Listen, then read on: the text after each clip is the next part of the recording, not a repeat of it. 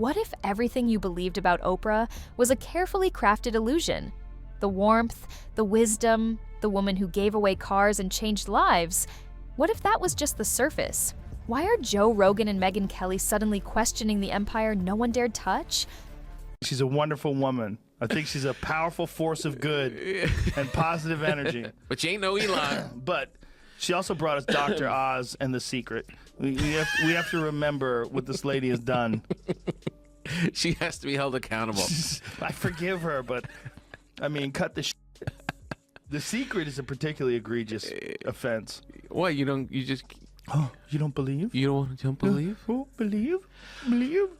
I want to be rich. I am rich. I imagine myself flying. I can fly. I will beat my wings until I take off.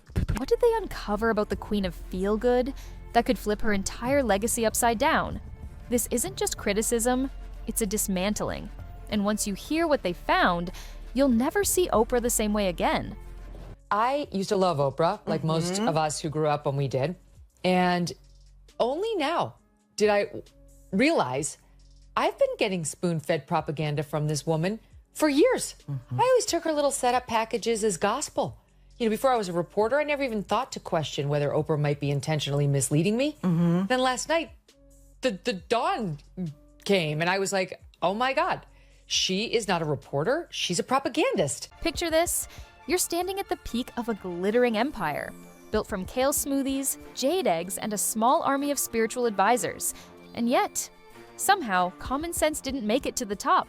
Welcome to the world Oprah built, where intuition trumps evidence, and life's hardest problems are solved with a quote clipped from a vision board. But Joe Rogan and Megyn Kelly didn't just raise an eyebrow at this fantasy fortress, they set fire to it. What was once a glowing self-help empire? Now it's a smoldering crater of hype, half-truths, and feel-good fiction. Joe Rogan is calling out Oprah and Michelle Obama for hypocritical speeches at the DNC. Watch. She's up there talking about income inequality. Like, hey, lady. Yeah, I know. You're rich as Like, how is that equal? And also, when Michelle Obama was saying, you know, I think she was saying her mother or grandmother was always suspicious of people who took more than they needed. Yes. Like, you are worth so much money. Take more than they need. The Obamas have 4 mansions. I mean, it's a bunch of rich people talking about rich people. Rogan didn't come out swinging. Not at first. He walked in calmly, holding a steel chair labeled Logic. Did you see the Oprah interview? No. She's off the rails. Yeah, Off the rails. I heard about it. Into fucking wine mom country again. Wow. I'm a gun owner. Tim Walz is a gun. I did not know that. If somebody breaks in my house, they're getting shot. Yes, I hear that. Tim Dillon is the best. Tim Dillon's like, she's saying gypsy curses. What is she saying? And right behind him, Megyn Kelly, flamethrower in hand, fully loaded with accountability. When was the last time Oprah actually spent time hanging out with a working class person in America? She's on her Montecito estate with one of the most beautiful mansions known to man. Together, it wasn't a debate. It was a demolition, like tossing a TED Talk into a wood chipper and watching the glitter fly. And at the center of it all, the cult of Oprah. For years, she's been America's emotional GPS, guiding us with warm words and soft smiles. But the problem? Her signal doesn't connect to anything real. It just loops one message, believe in yourself, and drives straight into oncoming traffic. And we cheered. We bought the books, we drank the wellness Kool-Aid, overpriced, infused with moon water, and wrapped in pseudoscience, thinking we were healing. But maybe we were just being sold a dream. What's up? Yeah. It was one of the more I want to say disturbing, but it was confusing when that was taking hold with people. When I had friends that were telling me that The Secret is real and that they imagined they were going to fulfill these childhood dreams that they had about whatever, being a fucking astronaut, whatever it would be. There's a couple people that I knew that were trying to tell me that The Secret was going to be the thing and that they had a vision board and they had photographs. They put pictures up of the things that they wanted. Like them in front of large crowds and shit. And I'm like, oh boy. Them in front of large crowds. This is so not how it works. But then, Joe Rogan, America's cage-fighting philosopher, took one long, hard look at Oprah's empire and asked the question no one else would. So we're really not going to talk about how this is just a high-functioning con game covered in glitter. And that's when Megyn Kelly dove in, heels off, earrings metaphorically tossed to the floor, like she'd been waiting her entire career for this moment. No hesitation, no filter, just a full-force call-out of what she saw as decades of carefully packaged nonsense, finally unraveling. When was the last time Oprah actually spent time hanging out with a working class person in America? She's on her Montecito estate with one of the most beautiful mansions known to man. And that is why she did not follow up with Kamala Harris in response to that stupid gun question with, well, you're on camera saying that you favor mandatory gun buybacks. So how would that work? The Oprah enthusiasm worked when it was genuine. And then came the nonsense. Let's talk about Dr. Oz, Oprah's very own Frankenstein, handpicked, polished, and paraded across daytime TV until one day he stepped out of the lab and into politics, like a sentient Whole Foods aisle running for Senate. Rogan's eyebrow practically launched into orbit. This is your guy? The one pushing raspberry ketones like it's some miracle serum from Wakanda? Oh, but it gets better. Enter Dr. Phil, the Southern fried self-help sheriff with a degree in whatever Oprah says it is. And Megyn Kelly? She didn't flinch. She held up the mirror and set it straight. You launched a couch therapist whose biggest talent is yelling at teenagers on TV. And Oprah? She just nodded. Yes, healing. But Rogan and Kelly didn't need to shout. They just peeled back the glittering surface, layer by layer, until the truth was exposed. A relentless machine of branding, manipulation, and motivational slogans, all ending in a $39 bottle of lavender-scented hope. And then there's the book club, that sacred temple of literary enlightenment, curated by the same woman who once recommended The Secret, a book that claimed the universe is basically Amazon Prime. If you just manifest hard enough, Rogan nearly lost it. Wait, someone told cancer patients to just vibe higher, and you gave that a national spotlight? That wasn't empowerment. That was a gamble with people's lives, dressed up in inspiration quotes. Yeah, so let's think of when The Secret came out. I want to say that was like 2006-ish. 2004. 2006. Nice. Okay. So 12 years ago, she was 50 years old. How the fuck do you not know when you're 50 years old and worth $1 billion that that's not how it works? That it's hocus pocus. Yeah, it's not hocus pocus. Yeah. And to sell that to people is crazy. And that's a book that sold, I think I was reading it sold somewhere in the neighborhood of 20 million copies. Wow. Is that what it says, yeah? Jeez. Megyn Kelly didn't just raise an eyebrow. She raised the bar and dropped the hammer. Because Oprah didn't just sell books and hope.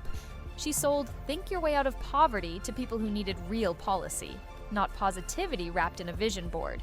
And somehow, in the middle of it all, Oprah pulled off her boldest move yet. She rebranded herself as a moral compass, America's conscience, the Dalai Lama of daytime. You're saying, so okay, I'm just saying, as a journalist, which she purports to be, right, it was a complete fail. Right. But let's rewind. This is the same woman who built an empire on feel-good fakery and shouting matches disguised as healing. Rogan's eyes nearly bugged out. Wait, are we all just pretending she didn't host I Married My Horse level content in the 90s? But the piece de resistance? Her transformation into a political influencer. Because nothing screams, I'm just like you, like a billionaire in a private vineyard, telling you which candidate feels right in her spirit. Rogan nearly burst. Feels right? Like you're picking a senator the same way you pick a throw pillow? And Kelly, arms crossed, voice sharp as a blade, went straight for the jugular. Oprah has more money than the GDP of small countries, and she's still out here pretending to understand economic struggle. The only inflation she knows is the markup on her $60 chai candles. Shove messaging down my throat of whatever she believes, not what's real. So you remember she did that kind of factual interview after the quote documentary of Michael Jackson? Yes. That was so dishonest. Yes. She did not raise any of those accusers' serious compromising facts when she had them right there. Maybe they're telling the truth, maybe they're not. But as a journalist, you have to at least ask. You know, you've got multiple lawsuits against his estate, sir. Might that be an incentive to lie? Didn't ask. Kelly was nodding so hard, it looked like her head might fly off. Because this wasn't just bias anymore. This was the bias. Soft-lit, audience-approved, tear-soaked moral theater. All crafted by a woman who turned crying on command into an empire. And then they turned to Oprah's spiritual all-stars. There's Eckhart Tolle, mumbling about presence like a man who forgot his own name. And Deepak Chopra, serving up quotes so vague they could double as horoscopes. Rogan nearly fell out of his chair. This is the foundation of a franchise? Vague nonsense, rebranded as enlightenment, and sold like it's salvation. Megyn? She practically ignited. Because Oprah hasn't just sold inner peace, she's packaged it like a bath bomb, scented and shrink-wrapped, all while ignoring the real-world policy failures that actually caused the suffering. And don't think her influence stopped at TV. She's everywhere. Podcasts, documentaries, foundations. She didn't build a brand. She built a religion of mystic capitalism, and every time someone lights a candle and writes in a gratitude journal while skipping rent, Oprah gets another wing on her estate. Rogan just kept blinking, stunned. She made a fortune telling people to listen to their gut, even when their gut was dead wrong. At some point, it's not intuition, it's just gas and denial. You've got these accusations against him. You had a book that you were supposed to produce about Michael Jackson in the context of litigation where you were required to turn this stuff over, and you lied saying that you didn't have it. And you only got found out because Random House and these other publishers admitted you shopped it to them and turned over the metadata to Michael Jackson's estate. This guy, my point is simply, this one accuser was very compromised, and she had him right after the documentary. It aired on HBO right after. Didn't ask a question. Then she gets Meghan Markle. That was another propaganda fest. And then came the weight loss saga. Oh, dear God. Megynkelly nearly snapped the sarcasm meter in half. So let me get this straight. The woman who spent decades preaching body positivity is now pushing weight loss drugs like it's the next must-have skincare line. Did she finally find self-love? Or just a better sponsor? Rogan couldn't hold it in. Laughing so hard, he sounded like a motorcycle on the edge of a breakdown. Hear that? Tim Dillon is the best. Tim Dillon's like, she's saying gypsy curses. What is she saying? Because suddenly, the message wasn't, you're perfect just the way you are. It was, you were until the money said otherwise. And the crowd, they lost it, metaphorically and emotionally. Because here's the truth. For all of Oprah's wisdom-drenched brand equity, her entire empire is built on contradictions so massive, they deserve their own zip code. She's the queen of authenticity, who's curated every public moment since 1986. She's the self-proclaimed truth teller, who once platformed people claiming they cured cancer with smoothies.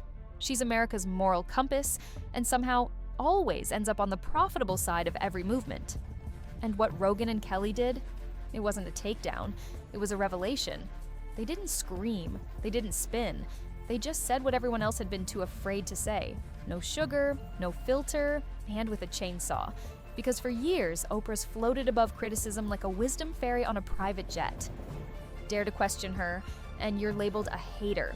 Dissect her brand? You're told you're out of alignment. But Rogan and Kelly, they didn't align. They attacked, they exposed.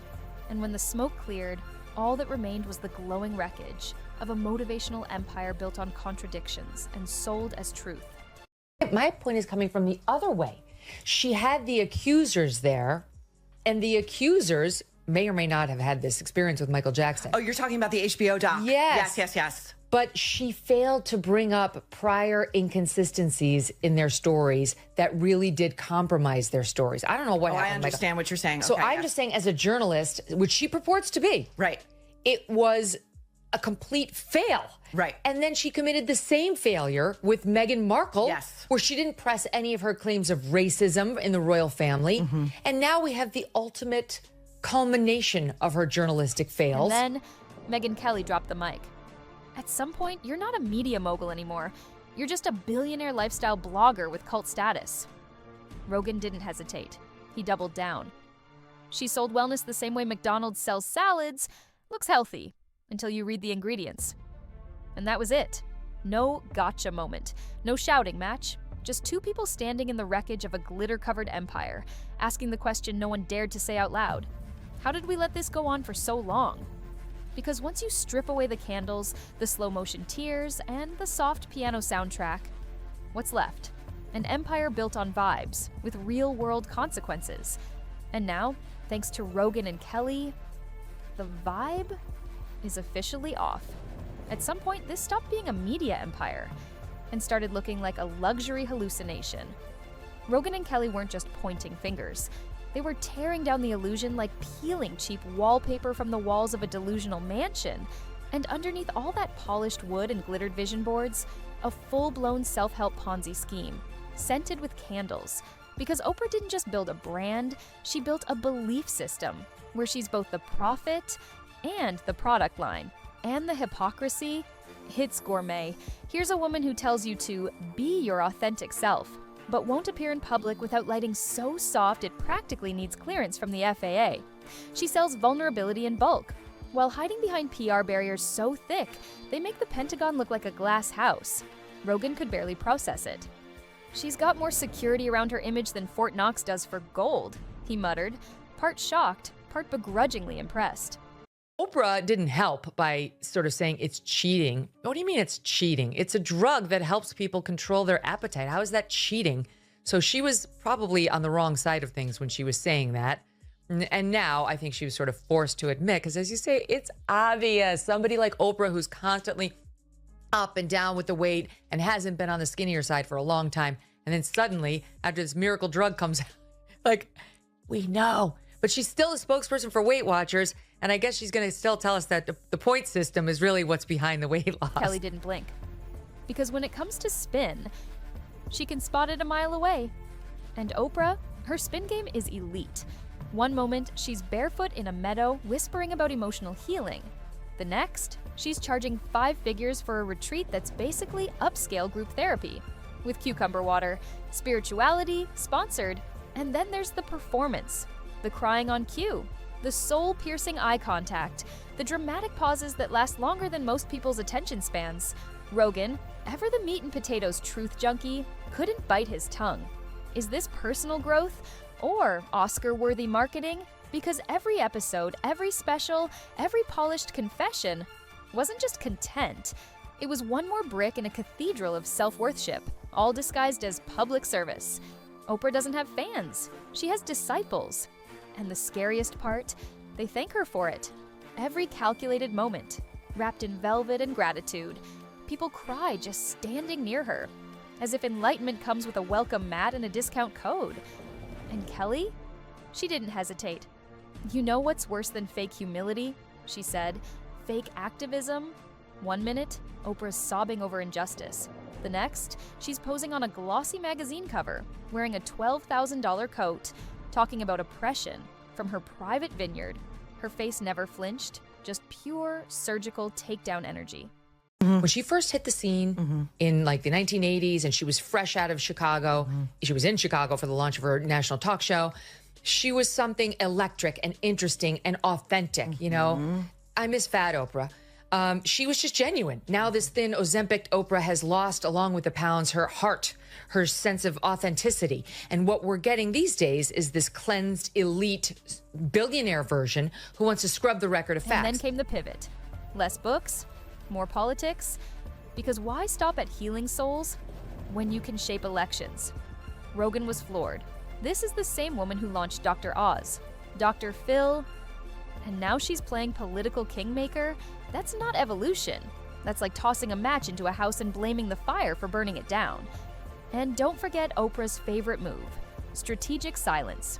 When things go sideways, when one of her experts turns into a national punchline, or when the wellness advice leads people off a cliff, she disappears. No statement, no correction, just a quiet retreat to the nearest yurt. For reflection.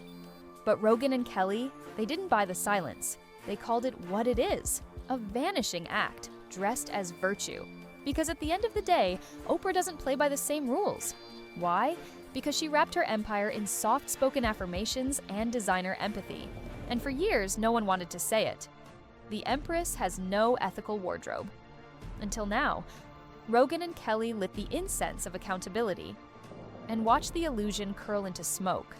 And now, here we are, peeling back layer after layer of Oprah's empire like an overpriced onion with a branding deal until all that's left is the truth. It was never about awakening you. It was about protecting her,